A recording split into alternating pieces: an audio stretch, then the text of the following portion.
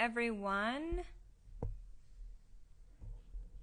I am looking for Miss Meena. Here we go. Let's see. We are doing a chat with author Meena Harris. Where are you, girl? I'm waiting for her. I'm so bad at these. I really shouldn't be in charge of these things. Let me see.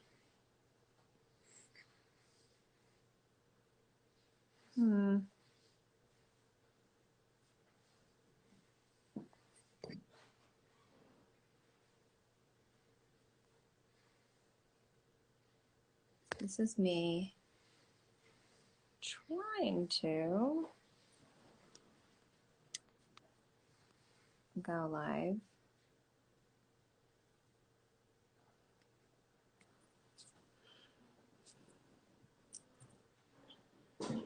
Is it working? It's not working. Did that work? Oh, hi! Working. It did work. Hi. I'm having all kinds of lighting issues, but hi! Hi, how are you? I am doing okay. How are you? I'm good. Let's see here. Yeah, I'm very shiny. You look great. You look like you have perfect lighting. I don't know if I can say the same, but it's nice to see your beautiful face. Oh, it's nice to see you too. How are you doing? I'm fine. I'm tired. I mean, you asked, so you have some kids, you have some business. Oh God, it's a lot. I mean, I know you're doing so much too, but I have to remind myself that, you know, it's all of that. Plus we're still living through a pandemic and oh yeah, that old thing. You know, like stuck in the house with little children and, you know, trying to keep them alive. And they want to run outside and they want to do all the things. Exactly. By the way, I know we're supposed to be talking about the book, my new book. So thank you first for just hosting the conversation. But I was like, oh my God, I want to talk to her about all this other stuff. I want to talk about you being an entrepreneur and all your creative. I mean, there's just so much that I could talk to you about. So I'll try to stay on topic. Let's get in. Yeah, let's jump in. So I don't know if people know, but you've authored 2 children's books. And you know, for those of you out there who are aspiring authors, and certainly those parents out there, we know as parents just how valuable that time is with your kiddos when you do start reading to them. I would say even before my kids could walk, all of them, we were reading. It was like part of the nighttime routine, right. You know, bath time, you read the stories, and we have Baba time, and we then sing our songs, and it's like this whole thing. Right. And you know, really I have found that, you know, I'm Mexican and I grew up in, you know, pretty traditional Mexican American household. And my husband is black and white, but he was raised mostly with his black father. And just the lack of representation of black and brown and, you know, really any person of color in children's books it's wacky. And, you know, I think what's so rad about your books is that you do have girls who are not like every other children's book. They're not white. And it's not that there's nothing. I mean, obviously you want to have inspirational stories, but just like how valuable it is for kids to see other people that look like them. Exactly. Just how important that is. Yeah, well, I mean, as you said, the default, certainly since I was a kid and since you were a kid, right, like children's books, and we still have a problem, like there's still a lack of representation. We've made so much progress in just the last, you know, 3 to 5 years, like not that long. There's this insane statistic that in 2018, only 3 years ago, there were more children's books that had animals as main characters than there were books that had Black, Latinx, Asian, and Indigenous human characters combined. Wow. And then of the books that did have human characters, it's something like, you know, over 50% of them were white boys were the main characters. Right. So we still have a lot of work to do. But yeah, I think to your point, it's not just about, you know, the importance of my daughters, your daughters, but your son to see that, right? For men to see that, because, you know, the default has been forever and ever that, you know, the main character is a white boy or white men. I mean, that's what we see in society. And it's not just, you know, good for, you know, our daughters to see themselves literally represented on pages, but it's also important for all of us to believe in that and to see that. And it's like, you know, as you said, but kids' books are just so, and I really came to understand this as a new parent, right? Like, I think a lot of people have the experience of, you know, maybe you have a baby shower, and a lot of people have like a book list, and it's just a whole part of the experience. But like sitting down and reading to them and just seeing that the impact of it, that it's for, you know, I think the most part is, as you said, like really, really young, the way that they learn about the world for the first time. It's a part of a routine, right, that your family is engaging with you in. And, you know, being able to see yourself and your family represented, but it's also about just like raising good kids, right? Yeah. Like seeing the world and experiences through the eyes of other people and not only through, you know, your bubble experience. Right. Yeah. Yeah. And I think, you know, what's cool is, like you said, with my son, since really though your books are the books that we read with him because they've come out recently. And and of course it's just like a movie. Once it's like they want to read the same book every night for a few months over again. And we'll have our like 3 to 4 books, and it's the same books, and you like really go in, and then they start memorizing the book and looking forward to it, and then they start to pick out, you know, the moments, and it's really sweet how the story unfolds even in their eyes, and it becomes facts and a truth to them, right? And I remember when I had Honor, there was I read something that kids actually create their prejudices or their bias with others by the time they're 3. So it's like what accents they're exposed to, what types of cultures and communities they're exposed to before 3 really kind of helps them. It sets them up to be open or closed. And so it really is up to us at a young age, at the earliest ages, to read to our kids and expose our kids to other types of folks that have different types of experiences, just so they are fully, you know, well-rounded, open people. Yep. Yeah. Right. And just good people, right? Like empathetic, compassionate people. We had a lot of these conversations, thankfully, I think coming out of, you know, last summer with the BLM protests, where I think a lot of white parents were finally, you know, kind of thinking about, you know, how do I have these conversations, or how do I find tools to start these conversations?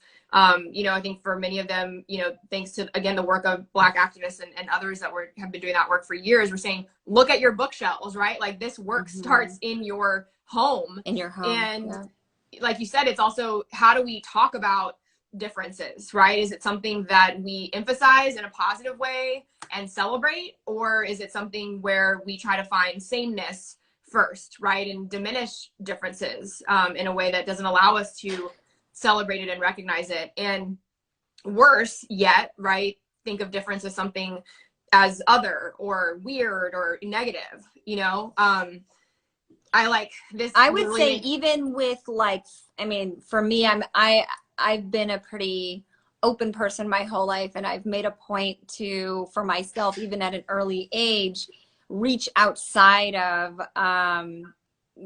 where I was raised or how I grew up. I think because I always felt like I didn't fit in with my family necessarily. You know, I always felt like kind of an odd person inside of you know, my family's quite, you know, sort of like conservative, and you know, and they just have like, you know, values that are, you know, they're good people and all of that. But I was always quite rebellious and felt like I didn't quite fit in Yeah. And so I was always kind of reaching out to different cultures and communities and finding connections in other places. So when I became a mom, food is also, you know, beyond books. Yeah, same. Yeah. Food and traveling with my kids. I've been traveling with my kids, all of them really since they were 4 months old. I've taken them with me, and I forced them to experience different types of food.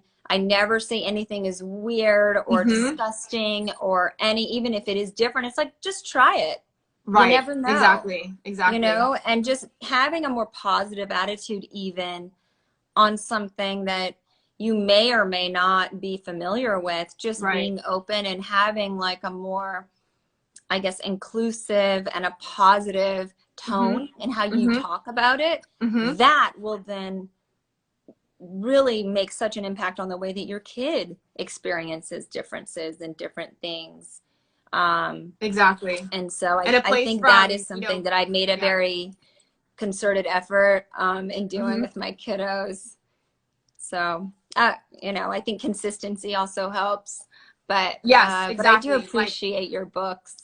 It can't just be one weekend conversation, or as you were talking about travel, like it can't just be like one trip to wherever, a different place that you're not, right? Like that's not enough. It is. And I know that we're all busy and tired, and there's a lot that day to day we're all, you know, juggling, but it really is about showing up with that like intention. And as you said, consistency. And also it doesn't have to be a big thing. I think it's important for people to be encouraged, like to meet people where they are. Right. And what I think was most interesting to see from some of the conversations with parents coming out of the BLM protests were, you know, folks were waking up to like, oh, we don't really have those types of conversations in our house, you know. And if it is the first time that you're trying to do something that you've never been done before, it's okay to, you know, do what works for you, right? Do it incrementally, you know, find books, right? If conversations are harder to sort of just start, right? There's just so many, and now thankfully there's so many resources now coming out of that summer, right? That people were compiling lists and just so much information to help people do that. Yeah, it's also like when you do have a book or an article that you could read, or you know, even watching a movie or documentary or any of that, you know, I do try to, when there are some difficult things that are being tackled, even in entertainment or in a book, to like stop and like talk to my kids, and they're always like, "Mom, why are we talking about this? Let's just finish it." And I'm like, I know, okay, I know, pause the but movie. like let's just take 5 minutes. Like, what do you think about that? Or did you know that this, you know, even just I do that too. explaining I to mean, them. movies is a great example, but we do that. This is kind of what started me on the path of wanting to write a book, which is that I'm reading a book and I, you know, maybe it's my fault, like for not kind of screening it ahead of time, or like assuming that, you know, it's a iconic, like, you know, piece of children's literature, or somebody else recommended it. But I'm like turning page by page. I'm like, there's no women in this book, or, you know, I don't know their names, or why are all the women silent and supporting characters, or, you know, so like to your point, I'll pause and say, oh, that's interesting. Did you notice that? Or, right, how do you feel about that? And it's good to do that. I mean, yeah, I'll be the annoying parent to like pause the book or pause the movie, right? Same. That's what happens when you live in my house. Crazy when they get older too. Exactly. But I think, you know, what's cool about even, you know, what I love about your first book is just also showing kids how activism doesn't need to be the types of protesting that I think most people think of when they think of activism, you know, on the streets, protesting with signs. Like, activism can be, you're getting a letter signed by different people in your apartment building or in your neighborhood, and you want to, you know, fight for this idea of like the playground, or you know, this community space. Like, that is activism. Exactly. And it can start at 9 or 8, you know, if you believe in something, why not? Yeah, I think, you know, especially coming out of the 2016 election where we saw, I think, more, you know, ordinary people engaging in activism and civic engagement in ways we've never seen before. At the same time, in that moment, a lot of people were, I think, asking, you know,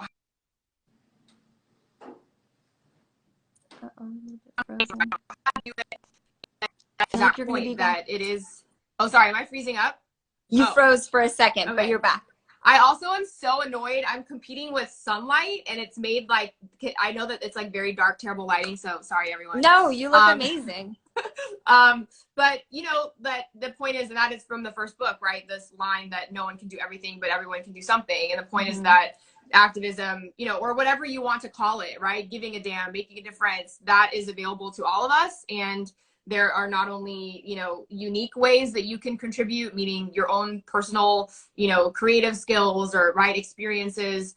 It also can be small or seemingly small, right? And it's just about starting somewhere. And in the first book, it is right about starting in your backyard, right? Literally looking at the courtyard of your apartment complex and deciding, you know, I see something that I would like to change. And so I'm going to go change it, you know? And I guess, you know, to kind of like tie the two books together, to me, that is the definition of being ambitious. And that is something that we should encourage, you know, especially with our girls, right, who we know will be told inevitably when they get into the working world, into the real world, you know, that they're to this or to that, or that female ambition is not a good thing. And my whole thing is like, if you're daring to, you know, challenge the status quo, or you're daring to change something or have a vision for society or your community or whatever, and decide to go do that, that is, you know, you have to be ambitious, right? Like that is something we should celebrate.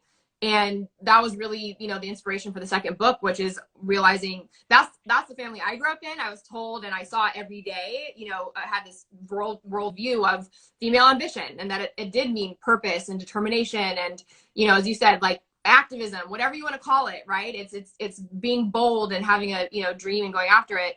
But realizing as I got older that, and I was actually trying to think back, like when was the first time that I perceived and was it was kind of taught, you know, by society that we think of female ambition in a negative way. And unsurprisingly, I think it was in a political context. It was, you know, I was like fresh out of college.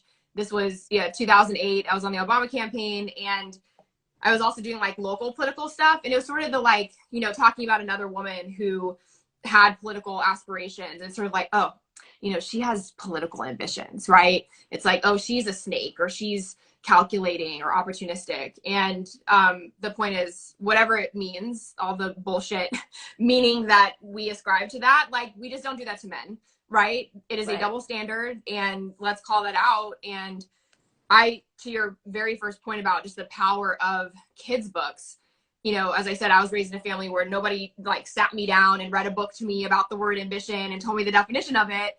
But now that I am a parent, and I'm seeing this in the real world, I've experienced it, I'm sure you have. And we can go down the list of all the words, right, that are used against women and, you know, used as a critique in a way that we don't with men. I'm like, you know what? Let's sit down and define that word, and let's put it in a book, and let's read that as part of our bedtime routine, right? Like, let's call that out and claim it, and name it and claim it, and reject that, and start young. And it's just as important for your son, right, to see that, to see female ambition on pages of books, as it is for me. Frankly, I mean, I was like, I wrote this book as much for me. Secretly, I wrote it for myself as much as I wrote it for, like, you know, young readers, because, you know, we have a lot of that unlearning and relearning to do, and that we're still told that every day in the world. Yeah, I've been told pretty much my entire life that ambition, it was a bad word to be associated with, and it's how they described women who wouldn't just kind of know their place. Right. It was like, know your place, know that you have to sit inside of this box, and if you dare challenge kind of where you are supposed to fit, you're ambitious. Yeah. And it was like a nicer way to call you a bitch. Right. Well. It's like settle down, right? Like too much noise. Who do you think you are? Kind of thing. And I, you know, I have to say that I feel like anybody who's done anything cool is ambitious. Right. Anyone who, whether it's a guy or a gal, and I don't really think that you need to even, I guess, nothing would happen if you don't have ambition. Right. Nothing interesting would happen. Everyone would just sort of like go through the motions and be sort of accepting the status quo and be robotic. But right. Well, that's the whole point, that people who do use it to, you know, weaponize it and use it in a negative way or to beat somebody back, it literally is in order to preserve the status quo. It is about preserving power, right? And it is literally, and that's kind of the, you know, the point of the book too, that language has power. And, you know, when we use that and we wield that against women, that is a tool of oppression. Like, yes, that is exactly what it is. Let's name that, right? And again, there are so many other words, but it's the point that, as you just said, like, the world, it would be preserving the status quo. And the whole point of questioning that or disrupting that is, yes, maybe making people feel uncomfortable, right? And they'll turn it right back in your face and, you know, say, oh, I asked you to be ambitious and help and, you know, be at the decision-making table, but you're doing a little too much, right? Like, stay in your lane. And yeah, it's so true. Oh my God, that's happened to me so many times. Right. I'm like, I can name, let me not, like all the time. But I have to say, and I'm curious, you know, I've really connected with you around both of us being entrepreneurs and founders. And to your very point, and again, it's, you don't have to be that to be ambitious, but I think that's also the definition of being an entrepreneur, being an innovator, right? And doing bold, interesting things in the world and not accepting it as it's sort of, you know, given to you, and looking at it with a critical eye, right? To say this can be done differently or in a better way. So anyway, we know all this stuff. I joke that I want to write like a ABC book of all the words, and I could, like, I'm not going to do it now, but it's a fun exercise to, like, literally go down the alphabet, you know, A for ambitious, B for bossy, C for competitive, D for direct. I don't know. I'm like, E, okay, now I'm putting myself on the spot. What's so interesting though is, as you're saying this, when it's associated or affiliated with a white male, it has a completely different weight. Right. Right? Versus or we don't use the word at all, or we don't use those words at all to talk about men. Have you ever, like, literally, have you ever heard anyone call a man bossy? No, they just call him a boss. Right? Done. Exactly. Done. Competitive, of course, but it's a good thing. But it's a good thing. Like, and an ambitious man, you're like, yeah, that guy's he's gonna make moves. Right. He's gonna do something with his life. He's a go-getter. Yeah. Right. So, I mean, you posted that amazing video with the Bust It challenge. I was like, okay, this is just me revealing that I'm like not good at watching movies, and I have like so many things I need to catch up on. But everybody was like, honey. I was like, why are they already calling her honey? And then I looked it up. And I was like, oh, because that's Honey Jessica. I got it. Like, dancing. It was so good. But anyway, I mentioned it because it is the point of, like, this conversation. It is the point of putting it in kids' books. It's about wearing it on your chest and not hiding it, right? And the more that we normalize it, the more that we claim it, and yes, get, you know, loud and bold and make people feel uncomfortable about it. And the more that, you know, female ambition is shown to succeed and win, such as putting women in leadership. It's both things that you're saying. It's like the people who are trying to preserve the status quo, it might make them uncomfortable, but for everyone else, it's embracing this word and owning it. Right. And that's okay. And it being a positive thing instead of a negative, and don't shy away from it. Exactly. And the more we do it, the more, you know, we normalize that, both for men and women, right? It's up to But it's also creating more equity, equality, all of it across the board. You know, it depends like who you're from, where you're from. Everyone can only come into this world with the experience that they have, right? Yeah. Nobody chooses. Right. You know, nobody chooses. You just, you are in this world, you come to the world how you come into the world. And then it's like what you do with what you got. Mm-hmm. Mm-hmm. And some people, you know, are born into a lot of privilege. Mm-hmm. And I would say most people aren't. Mm-hmm. And for everyone else that isn't, you know, we all deserve the same, I guess we all deserve to dream, and we all deserve to fully realize our dreams, and we all deserve to have a voice and to be Mm-hmm. treated fairly. And that's all we're ever asking for. Right. Right? Fairness. Yep. Yeah. I mean, that was beautifully said. I love how you talked about also, you know, that you in the family that you grew up in, that wasn't, that you had to chart your own path, right? And that you decided that you were going to be ambitious to, you know, do your thing. And it may not be in line with the, you know, thinking or, you know, messages that you were told. And again, that's the definition of being ambitious. So on that note, I have to thank you not only for, you know, your friendship, but supporting the book and also to your very point. I mean, I think you are such an incredible model and example for all of us of someone who is using your platform and voice for good. And more than that, and, you know, we talked about this, like really going in, like, you know, knowing the issues, like talking substantively about this. You mentioned before commitment, right? Like not just showing up once, but continuing to do it over and over again. Mm-hmm. And just thank you. It is so important, and you're just doing so much. So yeah, thank you. And yeah. and to know that they can buy your book. You have 2 books, but Yes. your book that just dropped, let them know I where have they it. can I'm buy doing your book, where they can I support. carry it everywhere, which means from my bedroom to the living room to the, but here it is. Ambitious Girl. Yeah, sorry, I didn't mean to cut you off. I got too excited about showing Yeah, your book to everyone. tell everyone, please. And yeah, where can they buy it? So you can buy it wherever books are sold. I would encourage folks, if you can, to please shop local and to support independent bookstores. I will remind everyone, as we all know, are still living through this pandemic. And, you know, in normal circumstances, independent bookstores really need our support, but they really, really, really need our support right now. We have resources on our website. Go to phenomenalgirl.com. We have a list of Black-owned bookstores. We have a whole list of indie bookstores where you can get the book. And finally, if you want, I might get in trouble for this. If you want a signed copy, I think that they are still available at Books Inc. in San Francisco. I'm very proud that we had an entire pre-order signed book campaign with independent bookstores all over the country.